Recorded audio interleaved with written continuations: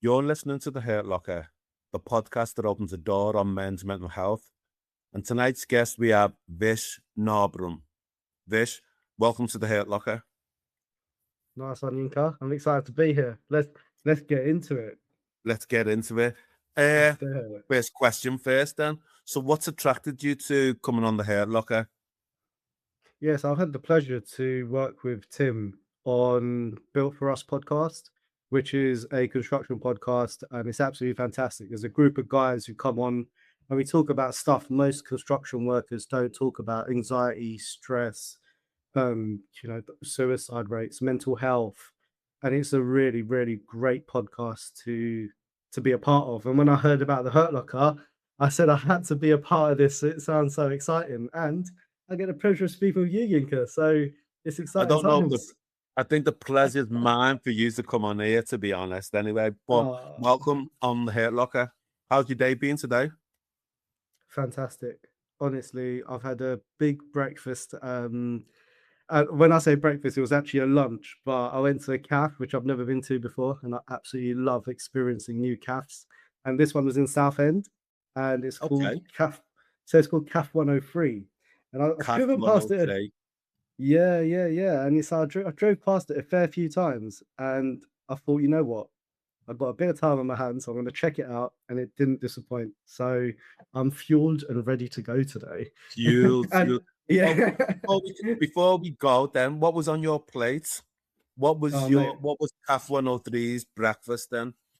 Mate, so I'm vegetarian, so I'm sorry to disappoint the listeners already. You have disappointed me straight away. I was thinking of all this grizzly stuff that was just sizzling and all that. Mate, I might even just convert you to be a vegetarian now. So I had two sausages, 3 eggs, runny, because obviously you can't have it well done. Yeah. I had mushrooms, beans, I had toast, and 2 hash browns. And probably the most intriguing thing I've never had with a breakfast before was a couple slices of halloumi cooked, and it was just, I think I could probably do away with the halloumi, but the rest of it was proper good. Okay, interesting. Yeah. Did you say salsa halloumi? No, just cooked, nicely done, but I'm not sure if I fancied that with some eggs. I do like the halloumi from time to time, so you've got me there a little bit, and I'm sure that they were a version of Linda McCartney sausages. There are other vegetarian sausages out there, but yeah, there'll be a version of them. So, God, now you've intrigued me. What's a big breakfast looking like for you, Yinka? The bacon is done. It's crispy. I like streaky bacon if it's going to be done right. I do a lot of training, so I end up eating breakfast in hotels, and I don't like the way they cook it, because the way that they cook it in bulk, and sometimes there's an oily, watery feel about. But if I was to do it at home, it'd be a combination. I like cracked fried eggs, obviously, Of course. And I very rarely buy black pudding, but a little bit of black pudding as well. I know it's a meat fest when it comes to big breakfast. I've got no time for beans. I've got no time for tomatoes. I very rarely have hash browns. It's got to be dry, gristly. Yes, it's just that. It's a heart attack on a plate. I'll admit that, but then I don't have it all the time. So you know what they say: a little bit of what you fancy doesn't do anybody any harm, as it were. There you go. So it's not a daily thing. I can rest assured on that one. Well, nothing wrong with some guilty pleasures. So there you go. Listen, that's not even a guilty pleasure, but we won't go into that here today anyway. Might have a podcast for the guilty pleasures. So, Southend. So, tell me, whereabouts in the country are you based? So, predominantly, I'm based in Southend, Rochford, Leigh-on-Sea, but I pretty much cover everything from, Ely to Hornchurch in Romford. So that's what I do as my day job, and that's as an electrician. But of course, mental health is my passion. Mental health is where my heart is, if you like. So that's what Okay, Onward Shift is about. But I'm sure we'll talk about that brilliant. a bit later. We will, we will.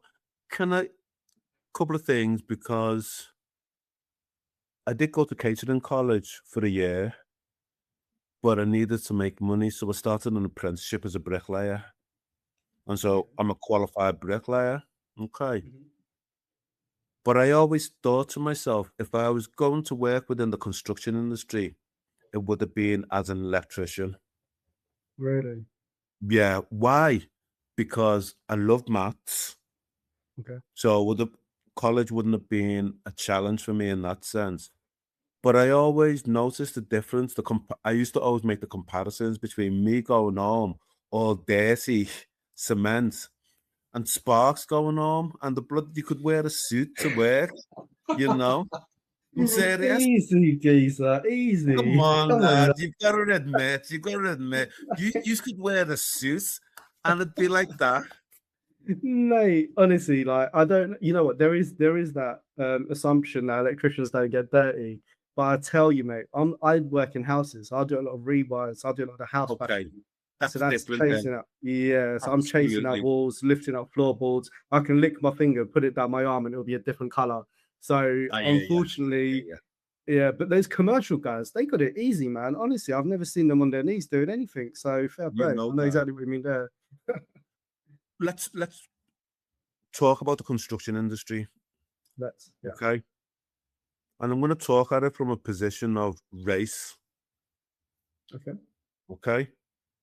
For me, as a black guy growing up in Liverpool, to become a bricklayer Mm, within the construction industry, it wasn't a shock to the system, but it was a shock to the system. yeah. Okay. Yeah. In as much as it's predominantly white, you very rarely see people who are black or brown unless they're all recruited from the same neighborhood, as it were, you know? And then once you complete your apprenticeship, as I did, then you go into the wider construction sphere, and there's very Mm. few people of color there.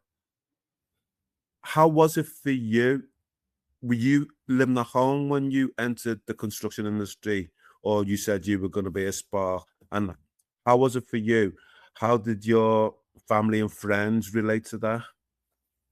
Yeah, that's a really interesting topic. So the last time I researched this was quite a while ago, but approximately 80% of the construction industry is white and 20% is colored. So there is a huge minority in that, even as we speak today, which really does, I guess you have to ask questions there, right?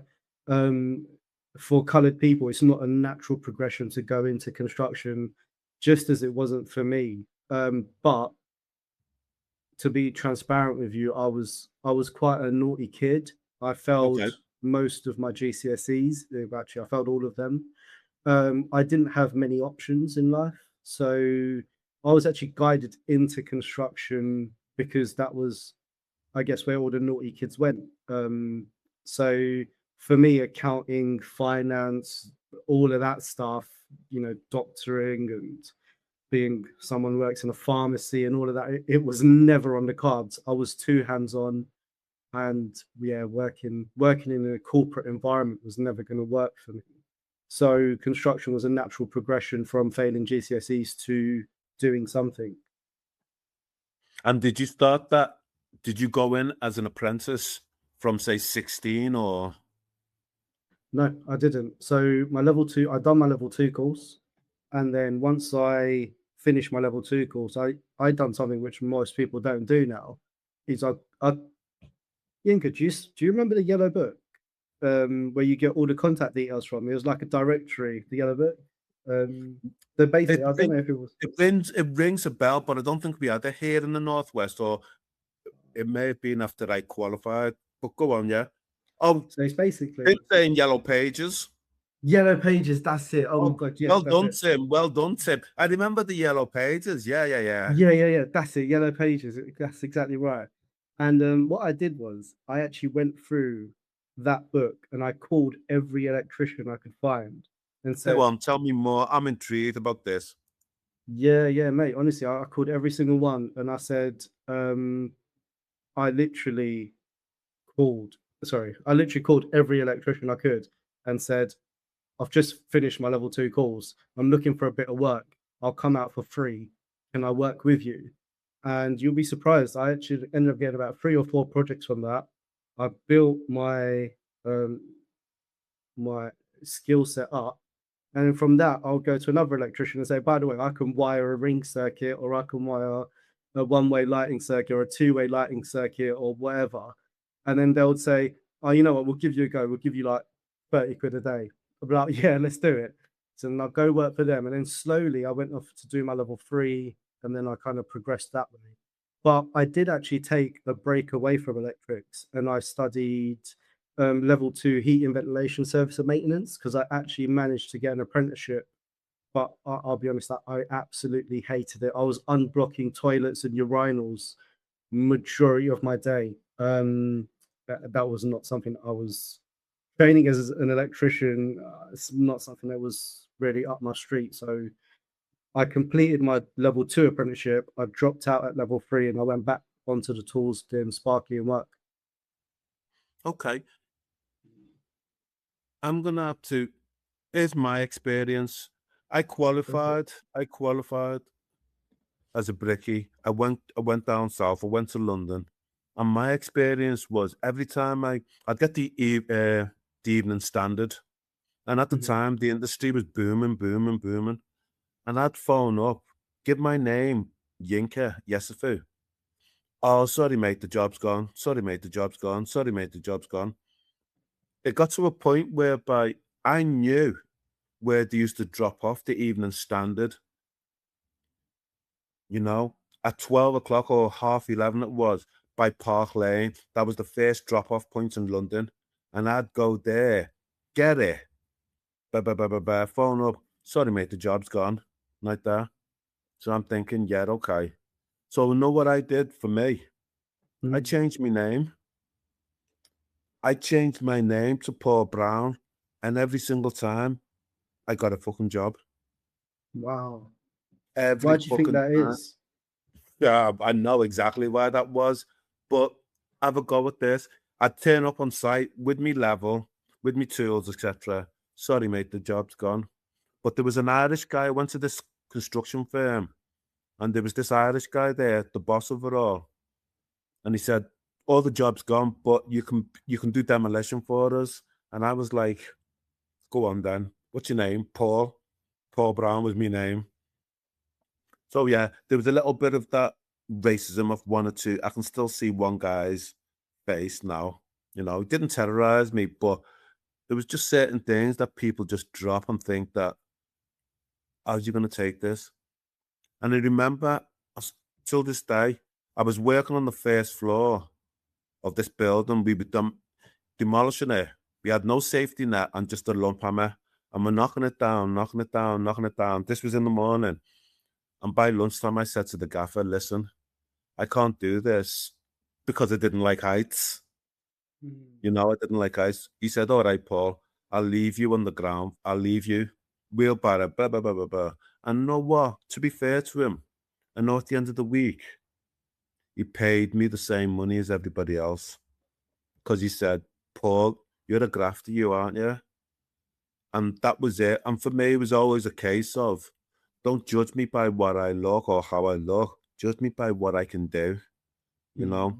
But it's interesting listening to your take and how you were a bit of a go-getter, the way your approach as well. Well, mate, like I'll be honest with you, I'm a super transparent person, and I will never, and I promise you, I never have, and I never will let the color of my skin dictate what I can and cannot achieve. There will be limitations in place, but I will be oblivious to them. And all I see when I walk into a room is an opportunity that I want, and I will do whatever it takes to get that opportunity. And I think I've come across a lot of colored people who say, I can't do this because of my skin color. And I understand it. But I truly I believe, disagree. But can I really, just pick up on something? It's interesting. yeah, please. You weren't born in you were born in down south, yeah. Yeah, I'm from East London. Yeah, You're from East London. So it's yeah. interesting, even just language. You say coloured, Hmm.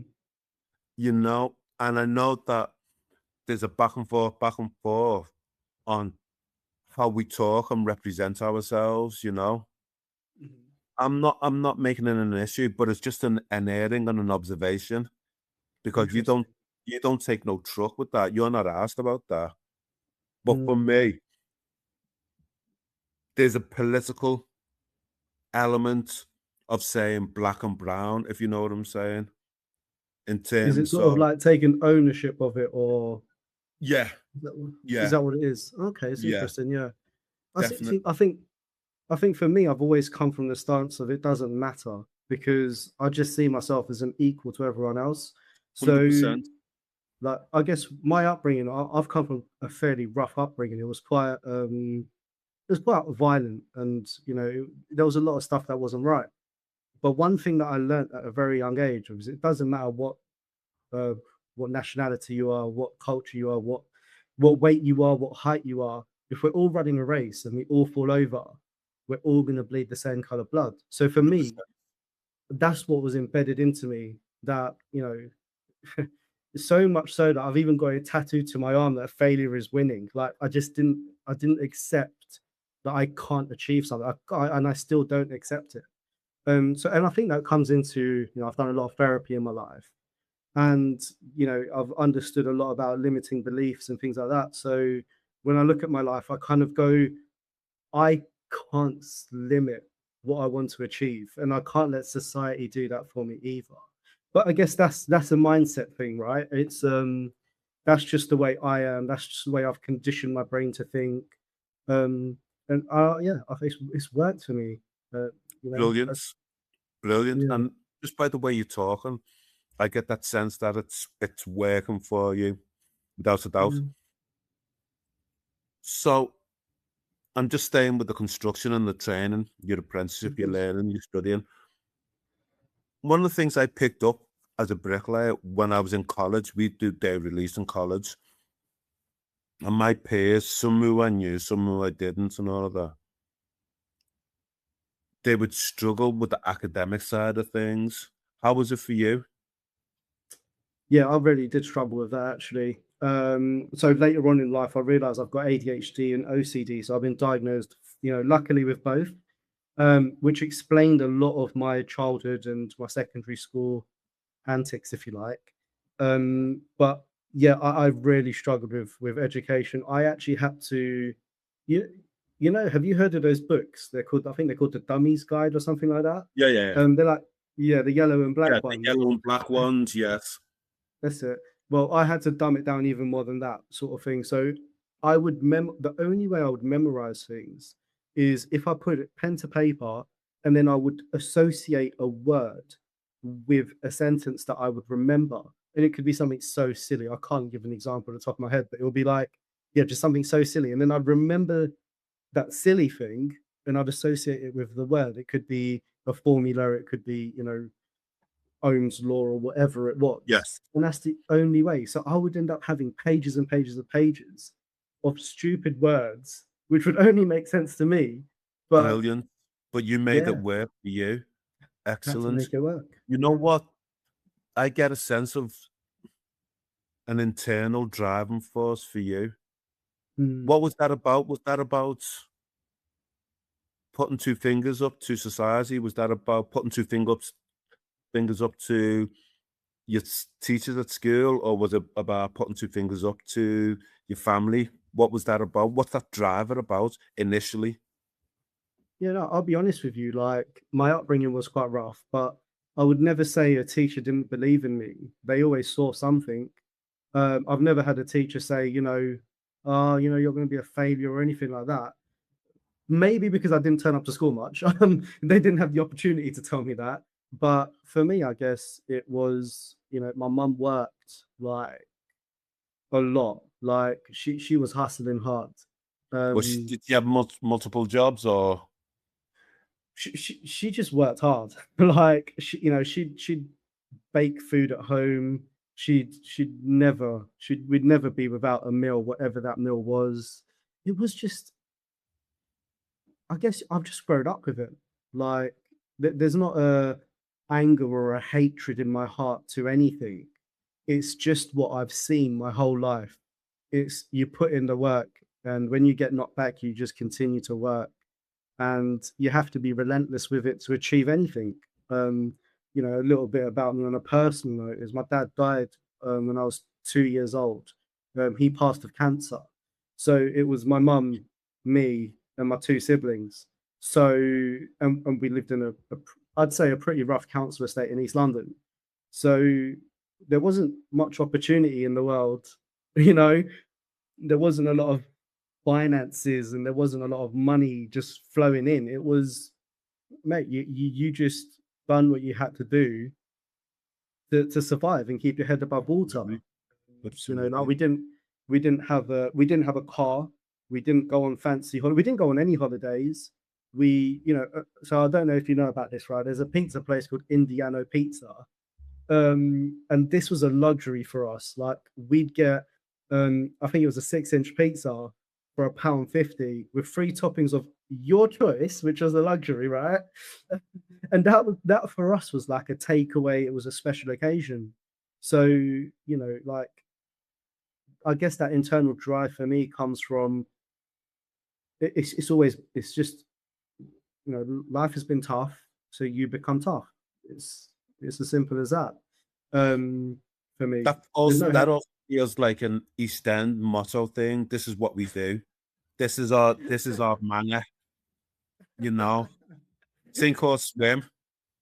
Yeah, absolutely, mate. Absolutely. Look, I don't want to tell you that I'm something special because I genuinely, with all my heart, I don't have any friends or any family members who were different. Do you know what I mean? We were all in it together. Like when one mum screams, "Get home!" every kid goes home. It was, mate. It was that type of community. Like there was no messing about.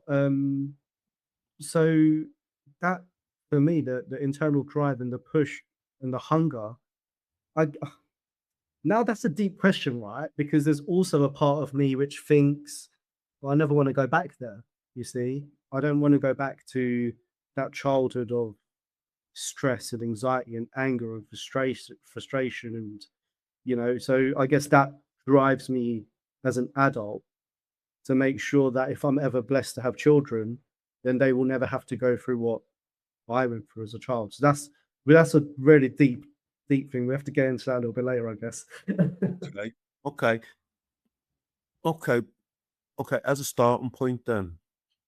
And you know what? This time has flew. I can't believe how quickly this time has flew. But I'm gonna ask you what's in your hurt locker.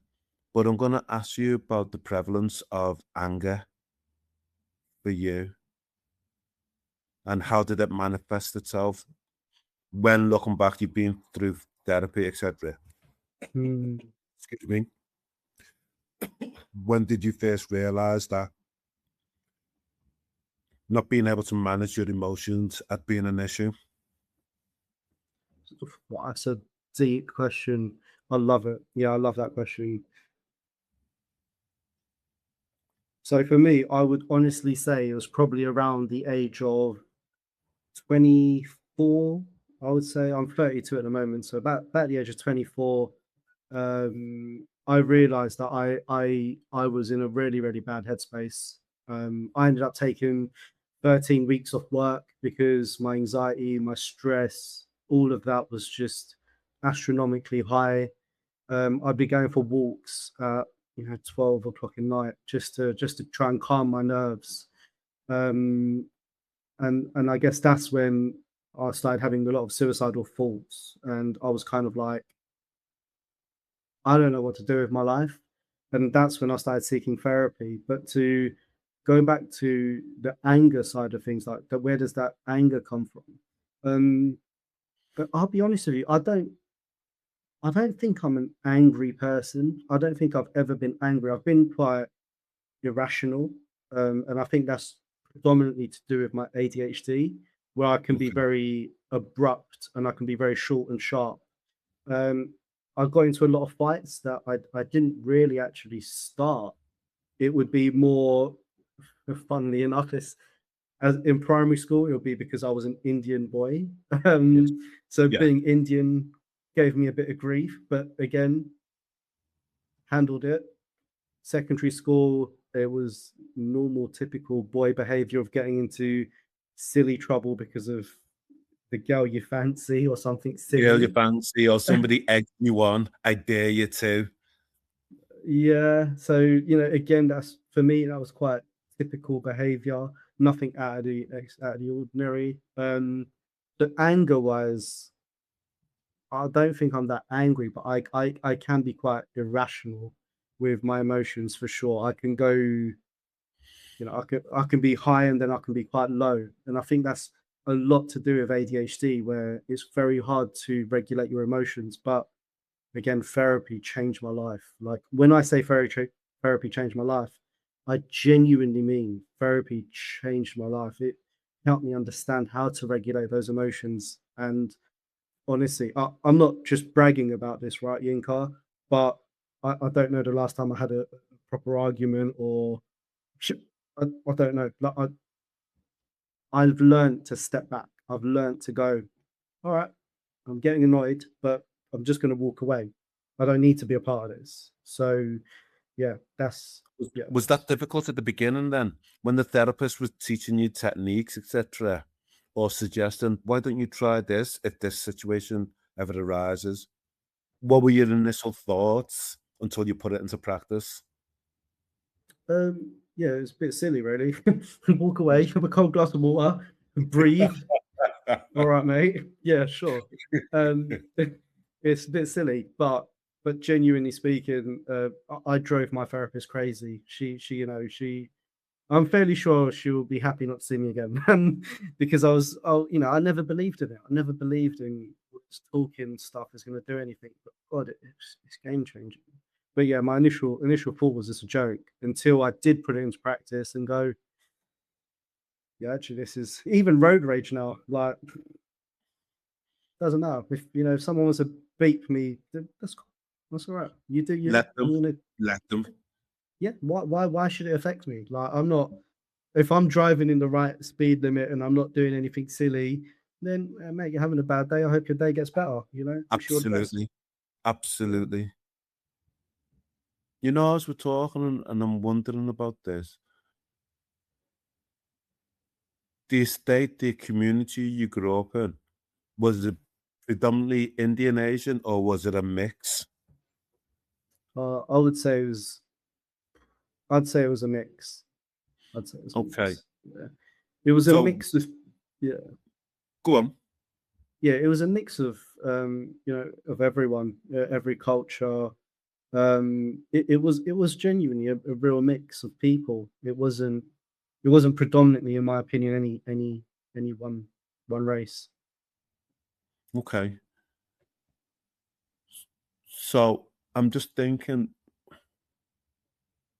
I don't know if you've ever had a father figure in your life after your father passed at 2, but knowing at what age did you know that your dad had passed? And was that something that stood out for you during your primary school years or secondary school years?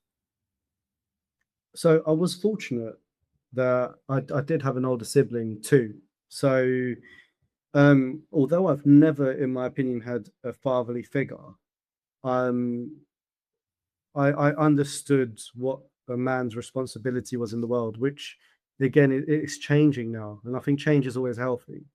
But I was bullied in primary school for not having a dad. You'd be like, oh, ha, ha, ha, you're the boy with no dad and stuff like that. I took it on the chin, moved on, as you do. Got me into a bit of trouble, but again, typical, getting into fights because you're upset and you're disheartened and you're trying to regulate these emotions of hurt. And nobody educates you on how to do that. It's more anger, I'm going to hit you. Yes. So, Crime and uh, punishment, crime and punishment, crime and punishment. Yeah. exactly. Until you learn and understand and acknowledge there is another way out of it. Um, it's at a young age you ain't gonna get it. But yeah, no, I wouldn't say I've had any male role models that have inspired me, or anyone who's yeah, no, I haven't had that. No, I don't think I have. If you ask me now, I wouldn't say that. If you said to me, "Oh, who's your male role model?" I'd be like, I don't know. I don't really. No, I can't think of anyone. So your elder siblings, are they your sisters? No, I had one sister, one brother. Okay. What was your relationship like with your brother? It was the best it could be. It really was. It was the Are best you it could being be. diplomatic there? Absolutely. Look, I no longer talk to my brother. We have minimal to no relationship. So, but my sister, she's my best mate. Like, I love my sister with all my heart. She's literally my best mate. So, yeah, it's at the end of the day. Sometimes in life, you've got to figure out what's right for you and what's wrong for you, and it hurts a lot. But sometimes you have to walk away. You have to walk away to do the right thing for yourself. And 100%. I don't disagree. It's funny because I bumped into somebody today, in fact, who I've known for a long time, and I asked her about her brother, and she just said, "We don't talk." mm, You know, and I know with families it can be difficult. Does your sister ever say to you, "Why don't you just see if you can reconcile your differences?" Or do you even contemplate that yourself, or that ship sailed? I've had to do a lot of therapy. I've had to do a Hey, lot of therapy. Yeah, look, at the end of the day, like as I said, I'm a fairly open book. And there's no anger and there's no animosity there. There's no frustration, there's no grudges. It's just, I think we've just grown apart, and that's okay. You know, he just for says things example, you go on. yeah, yeah. Like, for example, if he ever knocked on my door or dropped me a WhatsApp message, I wouldn't not respond because that's rude, and I'm not like that. Yeah. And I truly believe with all my heart, if I wanted to message him, I probably could, and I'd probably get a response, but that's probably as far as it will go. So yeah, I hear you. yeah, And tell me there's about the bond. Tell me about the bond with your sister, because that sounds like she's staunch, she's solid, she's got your oh back. mate, oh mate, she's the rock of the family. She's just an incredible human being. I can't compliment her enough. And if she ever heard this podcast, You're smiling as you're talking mate, also. oh, I love my sister. I love my sister. She What's her is. name? I can't. Don't want to give the names out, but Okay, okay, okay. yeah. But What's her she is my. nickname? Don't worry about it. I don't want to share family names. You know what I mean? That was a good try. But no, honestly, like all jokes aside, she is an absolute superhero. She is the smartest woman I've ever come across. She's so emotionally intelligent. She she knows how to just be straight with me. Like no BS. She'll be like, Vish, no, rethink that. And yeah, she's just an incredible person. Like, there's people in your life where you're like, just feel so fortunate to have. Yeah, For me, my sister is that, like, yeah, 100%. I love my yeah. sister. She's I she's love the a way you're she's a just legend. smiling when you talk about her. Yeah, yeah, yeah. Oh, mate, You're beaming. mate. Like when I was going through a lot of mental health issues, like she was at the end of the phone call, and she didn't even know how deep my thoughts were going. But she was there at the end of the phone call, 10 o'clock at night, mate. She'd be on the phone, and we'd be talking about stuff. And yeah, mate, yeah, mate, she's a superhero. I tell you. When you realized about your mental health and you were struggling, how did that Mm. manifest itself? And then how did that decline occur? So sorry, can you repeat that, please? When you were talking about what's in your hair locker and Mm, how the start of your mental health declining, because you said mm. you used to And that's another thing as well. I'm sorry, I'm just firing loads of questions at you now. That's cool. That's cool. I'm thinking about it on a personal level, how it was for you. What was the start of that? When did you notice that I'm not feeling too right in my body, in my head, and my heart? But there's a secondary question about within black and brown communities, it's rare to be open and transparent to say, I'm not okay, I need Mm, support. So yeah, I'm giving you 2, 3 questions there. But when did you no, first that's start cool. noticing it? Yeah, I definitely start noticing it at work because my work ethic has always been really high. And when I started realizing I'm taking sick days for reasons I didn't understand, it's not like I was injured or I was, I had some sort of aches and pains. I was taking days off because I couldn't be bothered. And that for me was like, that's a bit that's a bit odd, isn't it? Like that's not me. And then all of a sudden I'd be like, I can't wake up in the morning. I like genuinely I could not wake up in the morning. I was like late to work every day. And I'd be like, that's again. Like usually I'm like up and just like a Duracell bunny. I'm on it all the Jump out time. of bed, you're on it, yeah. Yeah, yeah, but not anymore. Like at that stage, it wasn't happening anymore. And it little things like that started making me go, crap. Like then I'd take like 3 days off work. Oh, and then I'll just lay in bed. I'll just be like, what is going on? I don't know. Like I don't know these emotions. I don't know what anxiety, stress, depression. I don't know anything about mental health. I'm a man. I don't you know what I mean? I just get on with this stuff. Like, what the hell is going wrong? But no matter how manly I was, I still was struggling. I couldn't get out of bed. Like, I'd just be really, really struggling. And then all of a sudden, I take a week off work, and then I'm like, oh, this is bad. And then all of a sudden, my heart would start pulsating To-do, really to-do, fast. Yeah, yeah, to-do. yeah. It's like you can hear it in your ears, and you're like, Yes. whoa, this is wild. Like, this is not normal. And then all of a sudden, I'm not eating, I'm not communicating, I'm isolating myself from my friends and family. And all of these things don't happen in a matter of a day or 2 days. This happens over weeks and weeks and It's a weeks and gradual weeks. it's a gradual Gradual. build up. Yes. That's exactly right. And then all of a sudden, I'm like, ah, I need to get help. Um, I didn't know where to start with getting help. So I did what most people do. I jumped on Google and I typed in therapist because I heard that word float about quite often. And yeah, my journey through that really did start with a Google search. I made the conscious decision that I'm going to find the best therapist I can find in London. So I went to Harley Medical Group. Um, I went and saw a psychiatrist there, and yeah, she was just mate, Yinka. She changed my life, man. But coming back to your culture, do you want to know a funny story? Go on. So I plucked up the courage to tell my mum I'm seeing a therapist, and mate, honestly, I kid you not, her response was, "You're getting tied to a table and electrocuted." Oh my god,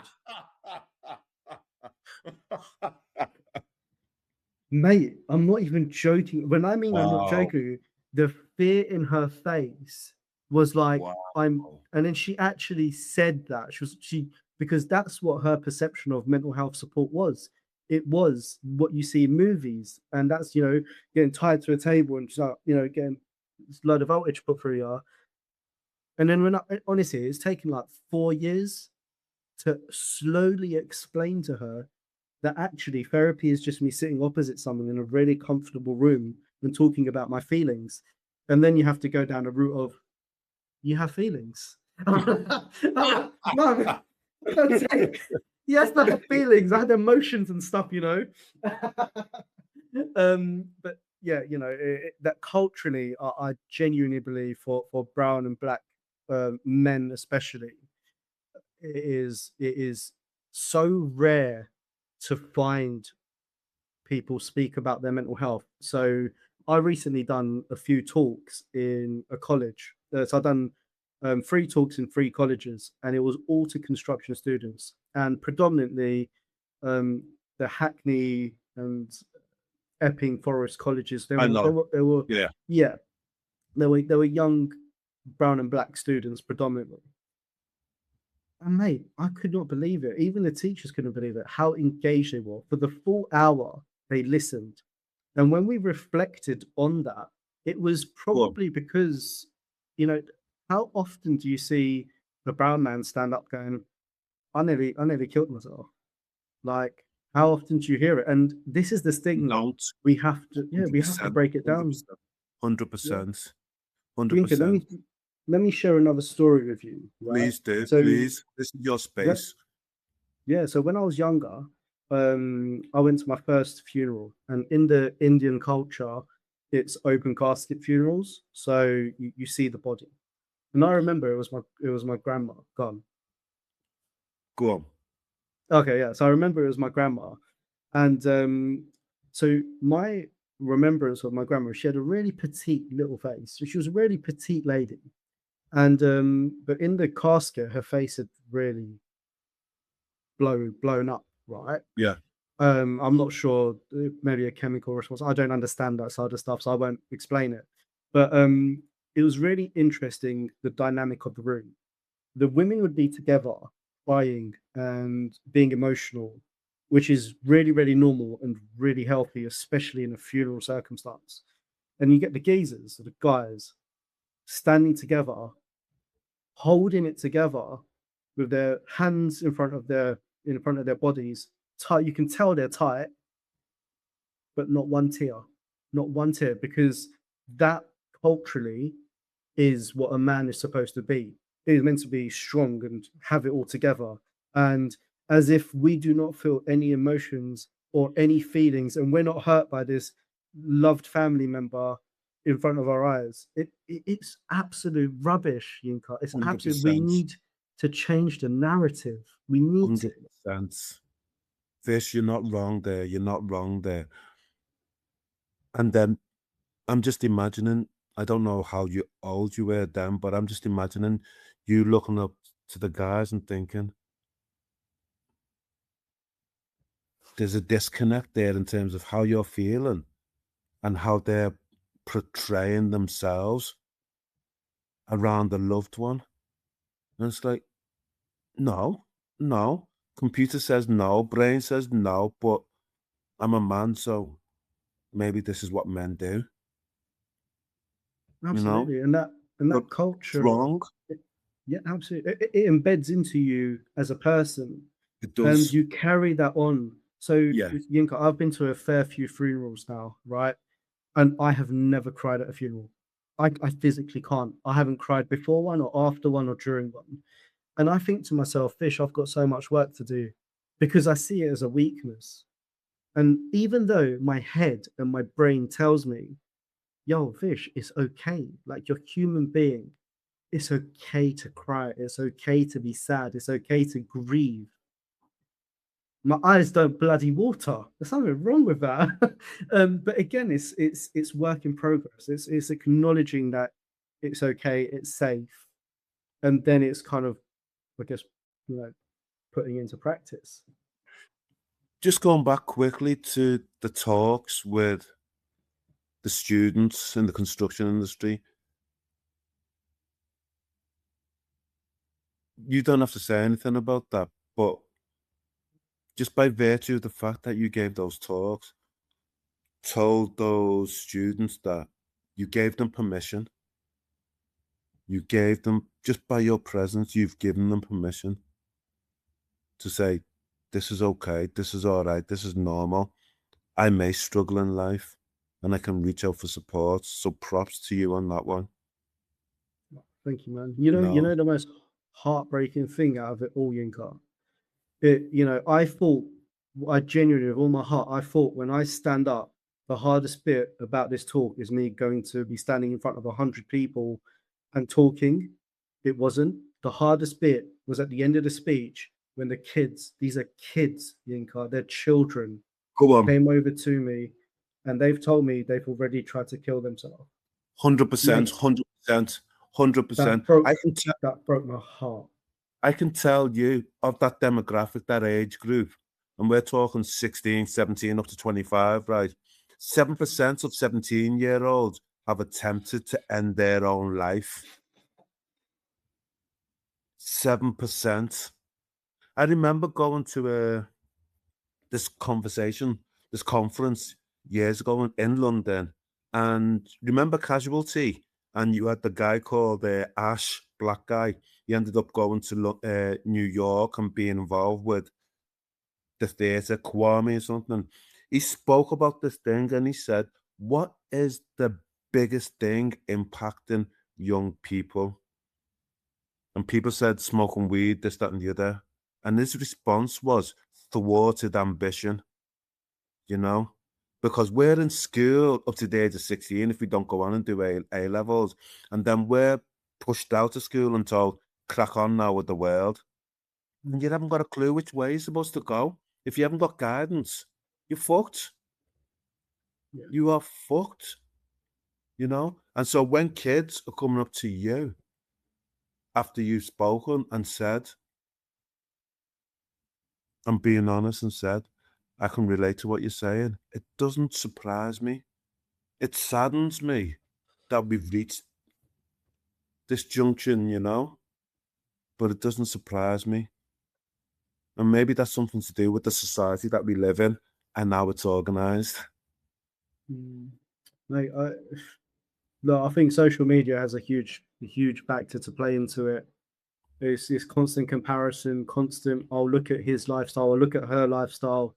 It's you know, you go on social media for longer than half an hour and you're consuming so much rubbish. We're not allowing these young people to just be at peace with themselves, to love themselves. We're not allowing them to go, it's okay, mate. If you want to be a librarian and that's okay.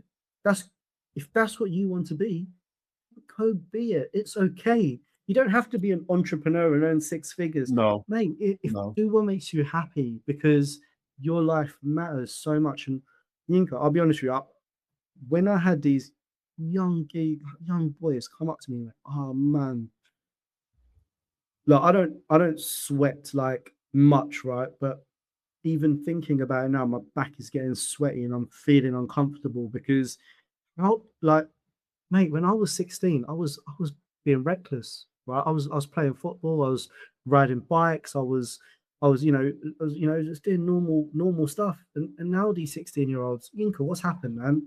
Like, They're carrying the weight of the world on the shoulders. oh my god, that's such a yes, absolutely they are. And they're told that if you're not successful, if you don't earn six figures, if you don't drive this car, if you don't have this house, if you don't have this missus, you are not important. I wish I could tell these young people, boys and girls, because this isn't about gender, this is about young people. Absolutely. Do not see your life like that. See your life as you are something special. It doesn't matter what you have or what materialistic things you own or what job you have. You as an individual just being here is enough. And I wish it's that message that gets pushed out to people, not, oh, you know, you got to have these flat bellies and these big arms and these perfect beards. No, just forget all that, man. Just know you are beautiful just the way you are and you deserve to be here. And you know, you're an asset to the world. And that's what young people should be taught. You know, Absolutely. You're an asset, you're not a burden. You know, as a therapist, that's the word I always listen out for. I'm a burden, and I love hearing that word because I want to work with that person who watches that and show them the difference. You're not, you know. Yinka, you know, you know, it went. Oh, I'm sure you know about this already, but this went viral. It was about the manosphere. Yeah, yeah, yeah. Louis, whatever his name Yeah, is. Louis Theroux and all of that, yeah. Yeah, and you know, it went viral. Everyone was talking about it, right? But mate, do me a favor when you've got the time, right? Go watch Race Around the World. It's on BBC, and there's two boys on there. I I'm believe going they're to tell from you, North. but from where? I think they're from North somewhere. I don't know where they're from. I'm going But they're to two. go Go on. on. But yeah, no. If you watch these two 18-year-old boys, right? And listen to the deep conversations they're having about they don't know what it is to be a man. They don't know what it is to have that cultural background. They don't know what their culture is. Why isn't that stuff going viral? Because that's also the conversations a lot of young boys are having. 100%, 100%. But And why you are they know not? what? It's brilliant you talk about that because for me, and I was only having this conversation with somebody else recently, you and I are part of a diaspora, Don't know what that you know? means. Diaspora, that your origins is Indian, Asian, okay? Mine is Nigerian, West African, but I live here, you live here. So when we have our cultures scattered around the world, that's the diaspora, you know? Okay. So if I go to Nigeria in Yoruba, because that's my tribe, they'll say Oyinbo, white man, because they know that I'm Oh, not born and raised in Lagos in Nigeria. Similar for you, because the clothes you wear, the way you walk and that, if you go to where your mum was born and raised, you'll stand yeah, out like a sore thumb 100%. I know I get because hustled like crazy. people will try and hustle you, but you'll just show that East End thing. This is the way we do it on our manor. And it ain't happening now, you know. But we're part and Absolutely. parcel. So with those two kids, they're talking about the essence of who they are. And as you say, quite rightly say, that's what we should be talking about. That's what the kids are talking about. Yeah, But because it's absolutely. not fashionable to talk about those things, it never gains the traction. That's right. You know, it never gains the traction. It never gets the loudspeaker for people to, you Yeah. know. And this is really so, in my opinion, so frustrating. We constantly highlight what's going to go viral. And the truth behind it is you're only talking about it because you want to go viral. You're only having an opinion about it because you want to get the dopamine hits and the likes and the comments and the engagement. But how about you don't talk about something that goes viral, but because it actually means something? It's actually important to talk about it. And honestly, I was watching this race around the world, and when these two boys were sitting there in front of the water and just having a heart to heart, I was like, we're failing as society because we're not highlighting these conversations. We're highlighting the extremist viewpoints. But I guess that is the world we live in right now. You That's know, the world we live in now. But let's talk about something that is important. yeah, You know, please. let's talk about Onward Shift. I did a guest from last year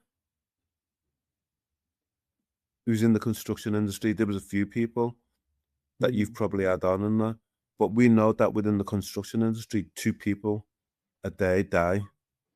You know, you're 3.7 times more likely at risk of suicide compared to the national average. That's right. That's the space that you operate in.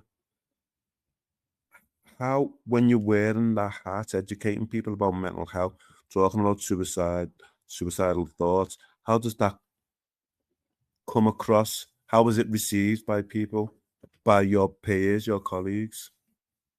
Yeah. So I would say the people on the ground, like the brickies, the chippies, the sparkies, the plumbers, the guys and girls on the tools, it hits them hard. It hits them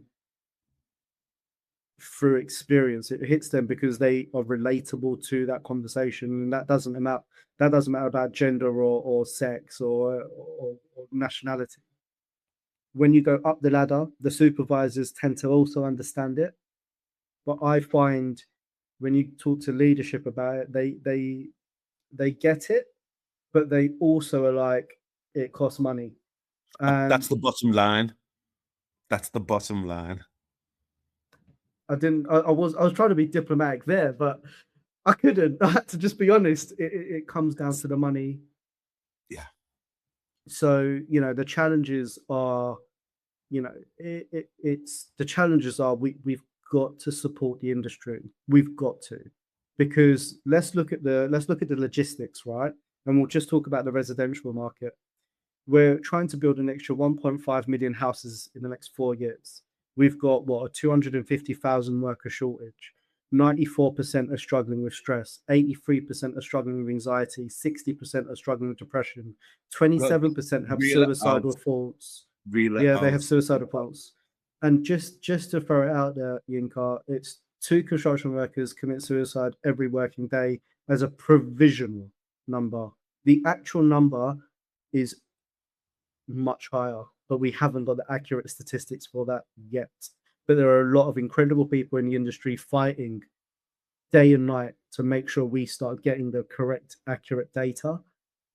Because just because somebody sadly decides to take their life at home due to the conditions they have to work in Monday to Sunday does not mean that should not be reported under the suicide rates in construction.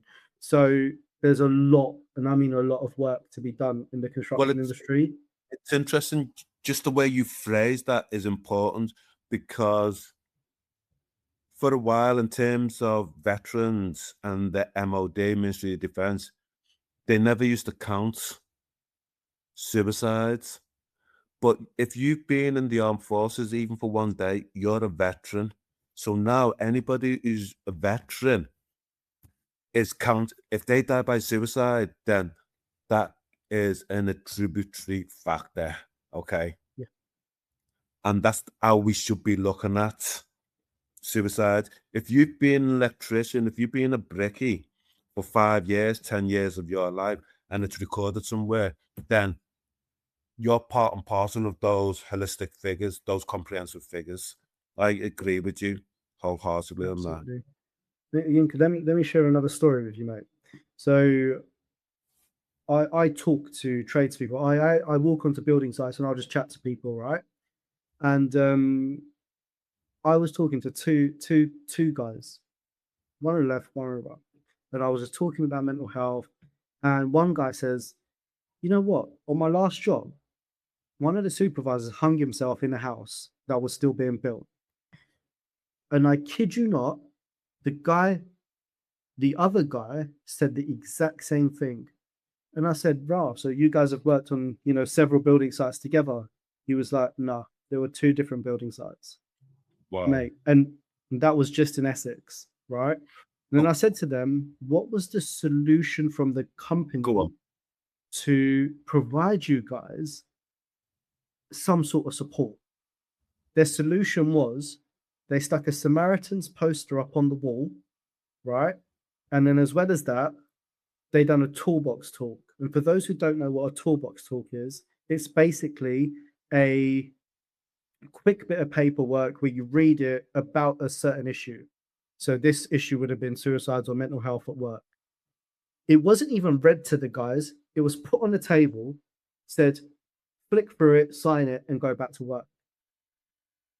How is that acceptable, Yinka? You make it make sense, because I can't. I can't. Unacceptable. I can't. Vish, let me give you another stat to underpin that. When one person, if you've been bereaved or affected by a suicide, you then join a high-risk group that is 80 to 300% higher than the national average to then go on and die by suicide. So what you're saying is, if you know someone who's committed suicide, it puts you into I potentially may. Yes. Wow, yeah. I didn't know that. I didn't know that. Oh, wow. Of 80 to 300% higher than the general population. And that research has been borne, it's massive. That research has been borne out time after time after time since 1987. Okay? So we've known about this for nearly 40 years. Okay? We've known about this for nearly 40 years. That's too much, man. And think about this for you working on construction sites. If you've got usually on large construction sites, there's more than 100 people there, isn't there? Oh, easy, easy. Easy. Okay. Mm. Easy. Imagine the ripple effects of all those people. Yeah. Yeah. Wow. When you think of it that way, yeah, that's yeah. And You then when know, you add into the factor that men don't talk about their mental health, men's 100%, stigma around 100%, mental health, 100%, 100%. and they don't. You know what? Johnny's like that. Oh, Yinka's gone and fucking killed himself by suicide. Like, Yinka had a fucking boss life, this, that, and the other. And Johnny's sitting at home by himself thinking, if fucking Yinka can kill himself and all of that, what's stopping me from doing it? I've got fuck all going on in my life, Mm. you know? No, it's deep, isn't it? That's deep. That's It is. painful. And the thing Painful. for me is this: we don't take suicide and mental health seriously in this country. Mm. We don't. We don't. What do you think? Why do you think what do you think the reason is behind it? Oh my, I could give you a multitude of reasons. I've, I've, finance is one thing, finance is definitely one thing. The will, the intent is not there. It doesn't matter until it hits you. It's just over there. It's nothing to do with me. It's not affecting my life. But when it knocks on your door and says, welcome, you just lost a family member to suicide, then people start fucking sitting up and realizing, shit, we're going to have to go on this crusade. It's wrong. It's wrong.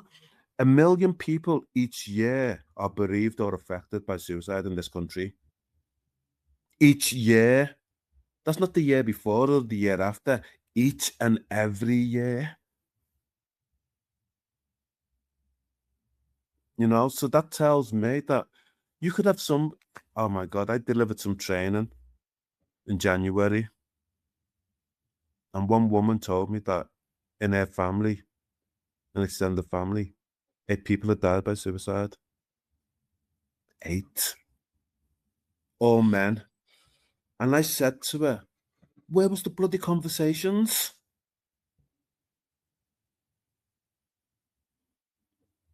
So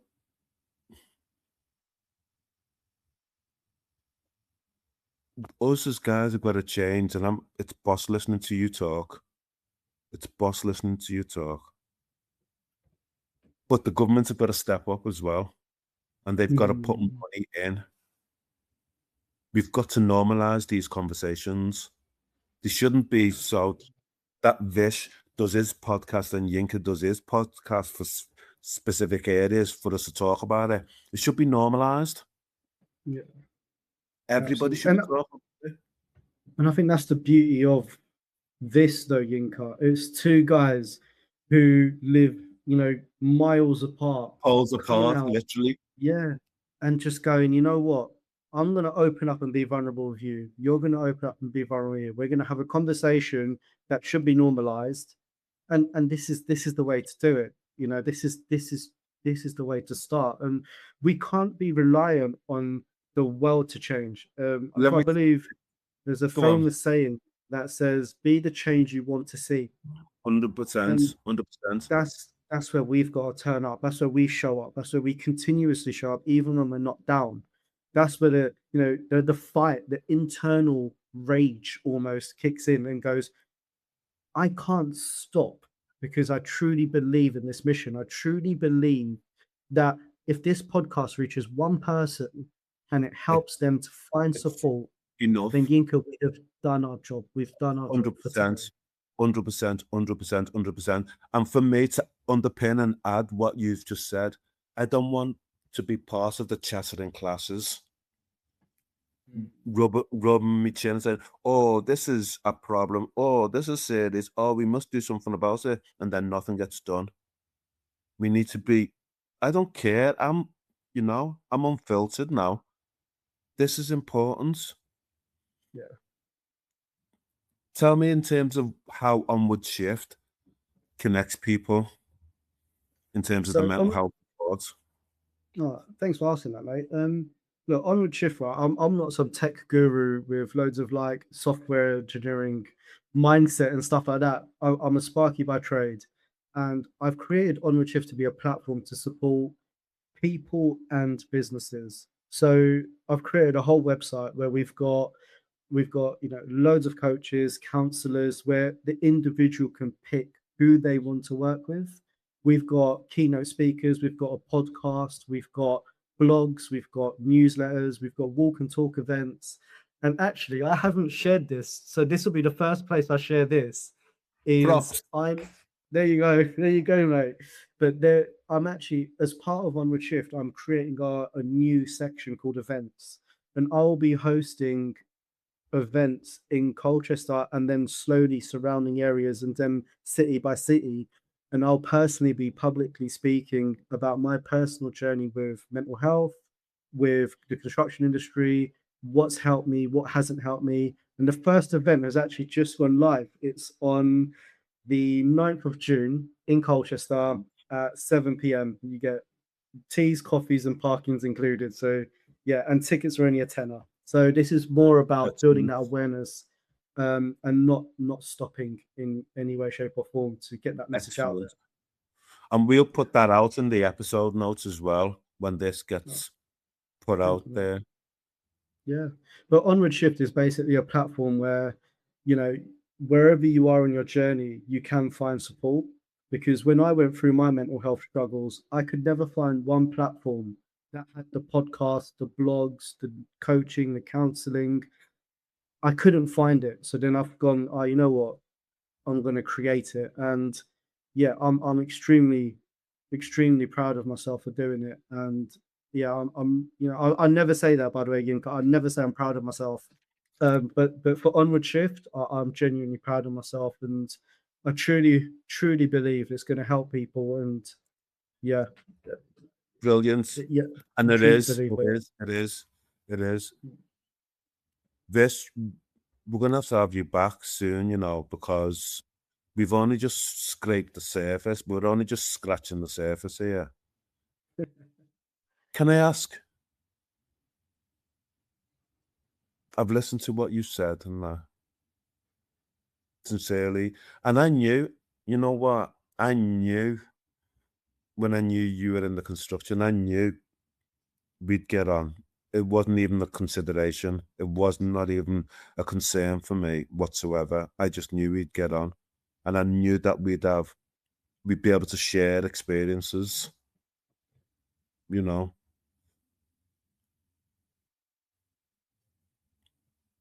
I don't know what your answer is going to be to this question,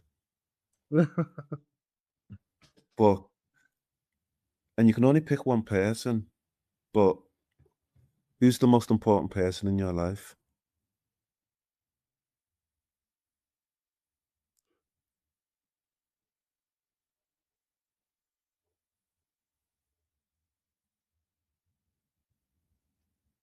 That's a that's a really incredible question, Yinka. Um, the most important person in my life, you know what? It has to be this one person. I love my sister and I love her with all my heart, and I always will. But it's got to be my missus. Um, she is Yinka. Like, listen, I'm not doing this for the brownie points because, um, mate, look, right. I don't know if I'd be the man I am today if it wasn't for her. And if I sit there and say somebody else, it wouldn't be true. It has to be her. She has changed my mindset in ways you won't believe. She's challenged me on my thought processes from the beginning of our relationship. She's been such a strong voice and such a strong mind behind Vish. You know, the guy who puts himself out on the internet and creates Onward Shift and goes to public speaking sessions, and she's behind all of that. So, you know, behind the scenes, she may not have her face there, but she's the heart and the soul of Onward Shift as well. And she's a heart and soul of me, man. Like there's no Vish without Annika, and she's Okay, she's she's she's okay. a beautiful human. Okay. Let me challenge you now. Let me say that you're wrong. Let me say the most important person in your life is you, because you're the expert of you. You know what makes yourself happy. You know what makes yourself sad. And only by attending to your needs first and foremost can you be fully there for the people who are important to you. And imagine this. Imagine if you took care of business for you. Imagine how much more richer and textured and layered that love and care would be for the likes of your missus, your sister. But it's got to start with you.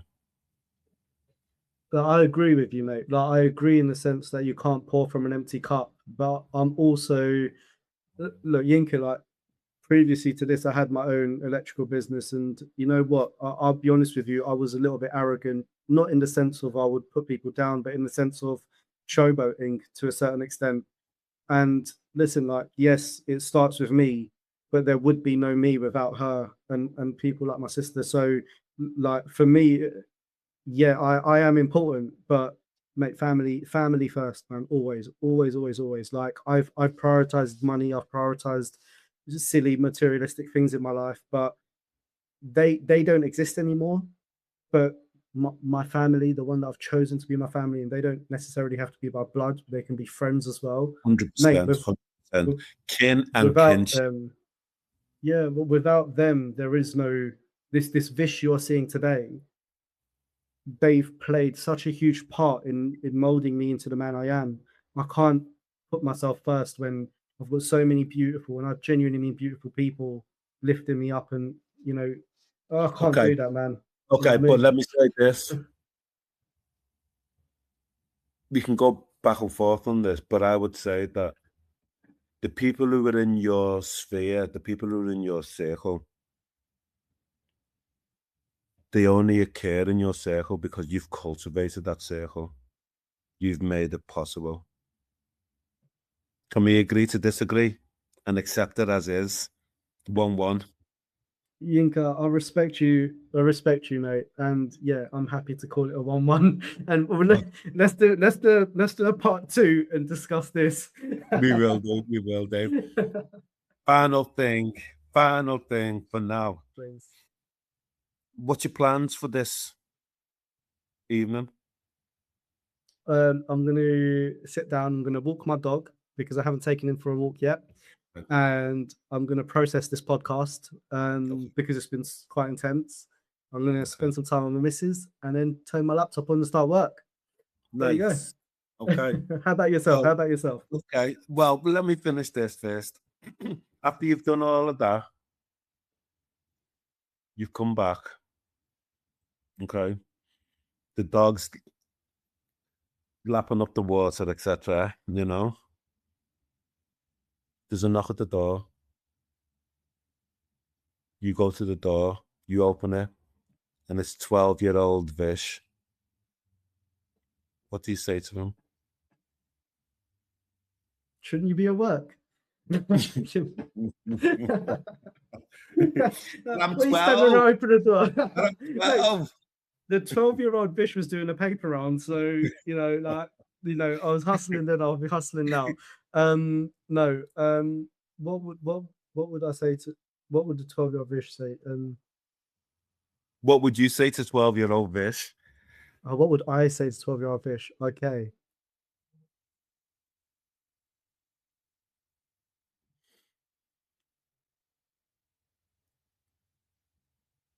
Man, you're a muppet.